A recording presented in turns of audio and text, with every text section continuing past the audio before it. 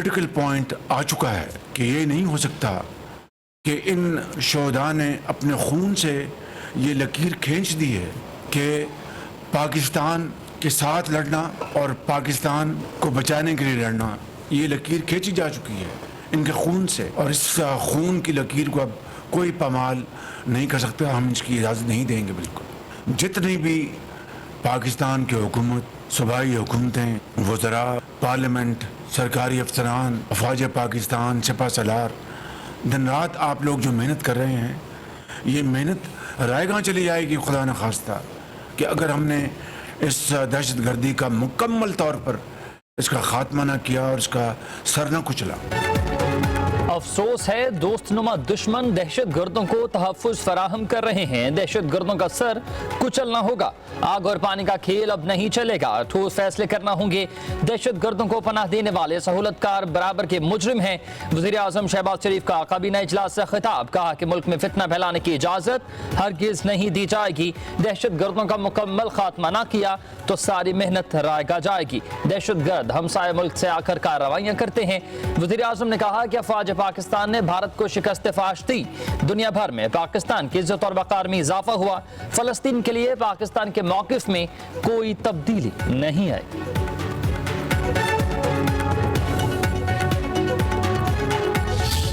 Enough is enough।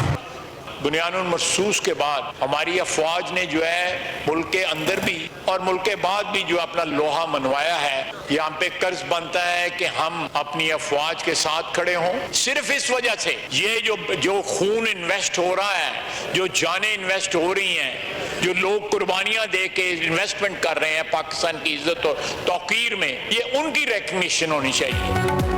बस बहुत हो गया, हमारे सब्र का पैमाना लबरेज हो चुका है। पाकिस्तान को नुकसान पहुंचाने वालों को जवाब देना होगा। दहशत गर्दों के सहूलतकारों को भी मुआफ नहीं करेंगे। वज़ीर दिफा ख्वाजा आसिफ का कौमी असम्बली में खिताब, कहा सियासत होती रहेगी, अब एक होना होगा। फोर्सेस के जवान वतन अजीज के लिए कुर्बानियाँ दे रहे हैं।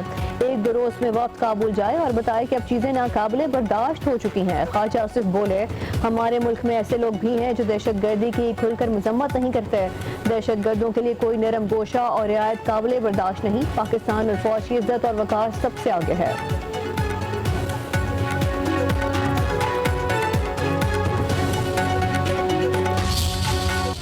मेरे पास कोई चीज़ अभी तक ऑफिशियली नहीं आया, और जब मेरे पास ऑफिशियल आएगा तो मैं कानून के मुताबिक रहूँ। मेरे मिलिट्री सेक्रेटरी साहब के पास नहीं आने, मेरे सेक्रेटरीट में है। जब आएगा तो हम उसको ऑफिशियली। इस्तीफा कहाँ गया, मौमा हल नहीं हो सका। अली अमीन गंडापुर का इस्तीफा अभी तक मेरे पास नहीं पहुँचा। गवर्नर खैबर पख्तूनख्वा के इंकशाफ पर हलचल। सीएम हाउस के मुताबिक अली अमीन का इस्तीफा गवर्नर हाउस गेट पर पहुँचा दिया गया। सीएम हाउस के अमले ने इस्तीफे की रिसीविंग भी ली। गवर्नर फैसल करीम कुंजी के मुताबिक इस्तीफा उनके प्रिंसिपल सेक्रेटरी तक नहीं पहुंचा। इस्तीफा मिलेगा तो कानूनी और आईनी निकाब देखकर दस्तखत करूंगा। ज़राए के मुताबिक गवर्नर फैसल करीम कुंजी इस्लामाबाद में है।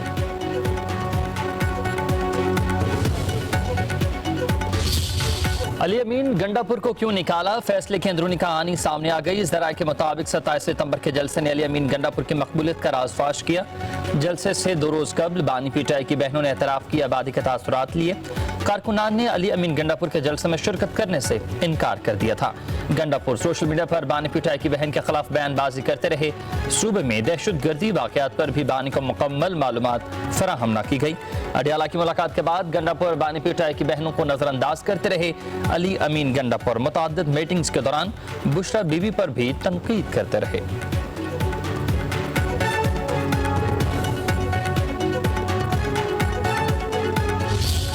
तो मैंने अपना इस्तीफा दे दिया। अगर ये कुछ भी कर लें, ये कोई भी डिले कर लें, तो इमरान खान के हुक्म के मुताबिक मेरा इस्तीफा हो चुका है।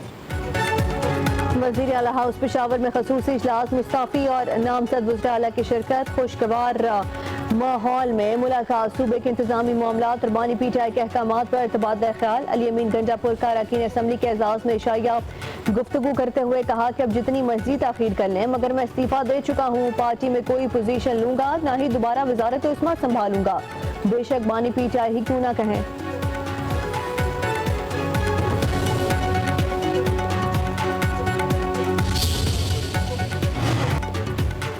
ऑपोजिशन ने पंजाब असम्बली की तमाम स्टैंडिंग और PAC से मुस्ताफी होने का ऐलान। ऑपोजिशन मेंबरान 13 अक्टूबर को अपने इस्तीफे स्पीकर ऑफिस में जमा कराएंगे। ऑपोजिशन मेंबरान ने बानी पीटाई की हिदायत पर कमेटियों से इस्तीफे देने का फैसला किया।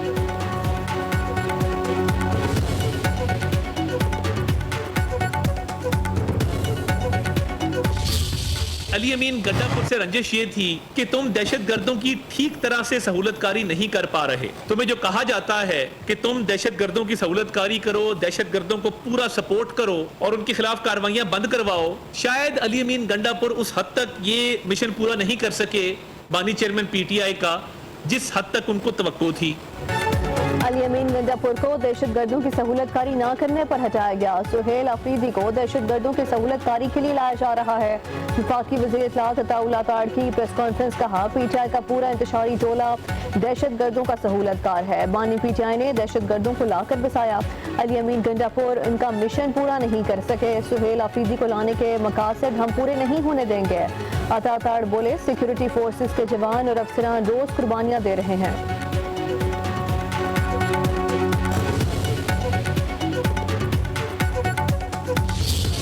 कि देर ना हो और इन्हें कानूनी तरीके से ट्रांसपेरेंट और अच्छी तरीके से और स्मूथली ये प्रोसेस कंप्लीट हो। देखो, हुकूमत में ऐसी तब्दीली करना, वज़ीर आला का इस्तीफ़ा देना और हुकूमत का आना, ये एक रूटीन का प्रोसेस है, पहले भी होता रहा है, पंजाब में भी हुआ है, सिंध में भी ऐसा हुआ है।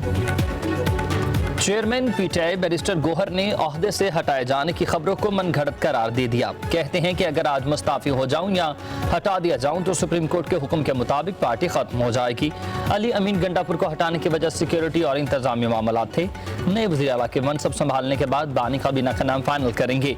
गवर्नर से दरखास्त है कि वो अली अमीन गंडापुर का इस्तीफा कबूल करें।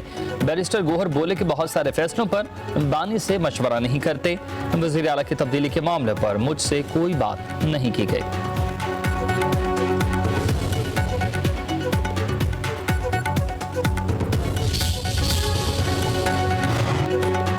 साबिक सेनेटर मुश्ताक अहमद का इस्लामाबाद एयरपोर्ट पर शानदार इस्तकबाल, फूलों की पत्तियां निछावर की गईं। इस्तकबाल के लिए आने वाले शहरियों ने फलस्तीनी परचम उठा रखे थे। मुश्ताक अहमद का कहना है कि स्वीडन की ग्रेटा थुनबर्ग लीड कर सकती हैं तो मुस्लिम ममालिक क्यों ऐसा नहीं कर सकते। फ्लोटेला का मकसद ग़ज़ाई राहदारी बनाना था। इसराइल की कोशिश थी कि हम मुश्तिल हों और वो फायरिंग करते हैं।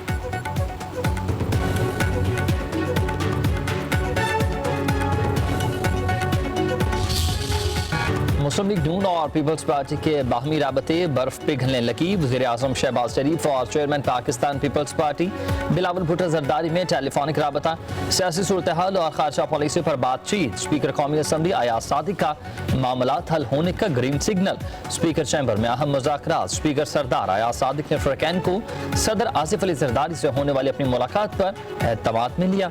दोनों जमातों ने तमाम उमूर बातचीत से हल करने पर इत्तफाक किया और स्पीकर के मफाहमती किरदार को सराहा गया।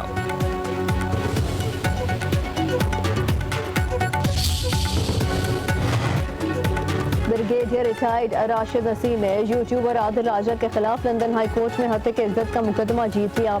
अदालती फैसले में कहा गया कि आदिल राजा इल्जामात के ज़राए मुसद्दिक़ा साबित करने में नाकाम रहे हैं। आदिल राजा को हर्जाना अदालती अखराजात की कीमत में तकरीबन 13 करोड़ रुपए अदा करना होंगे।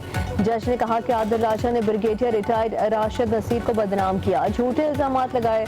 आदिल राजा को शाया करना होगा कि उनके तमाम इल्जामात झूठे हद तक अमेज थे। लंदन हाई कोर्ट ने आदिल राजा को झूठे इल्जामात न दोहराने का भी हुक्म दे दिया।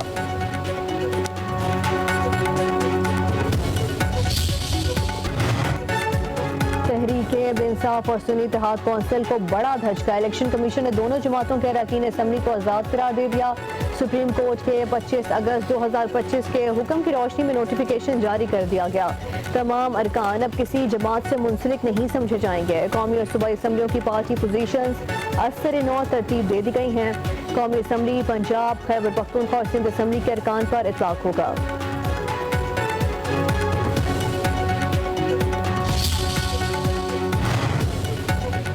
पाकिस्तान और IMF के दरमियान स्टाफ लेवल मुआहिदा ना हो सका। मुआहिदा तय करने के लिए मज़ीद पॉलिसी मुज़ाकरात जारी रखने पर इत्तेफाक। IMF ने कर्ज प्रोग्राम की शराइत पर अमल दरामद को खुशाइन करार दे दिया।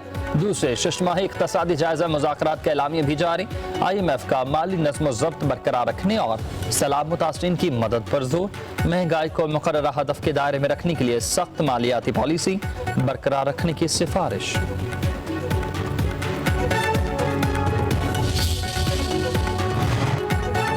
चेयरमैन सऊदी पाक ज्वाइंट बिजनेस कौंसिल की क़यादत में वफ़द वज़ीर आला हाउस कराची आमद। वज़ीर आला सिंध और काबीना अरकान ने सऊदी शहजादा मंसूर बिन मोहम्मद अल सऊद और वफ़द का खैर मकदम किया। सिंध पाकिस्तान की मुआशी तरक्की का अब गेटवे बनने के लिए तैयार है।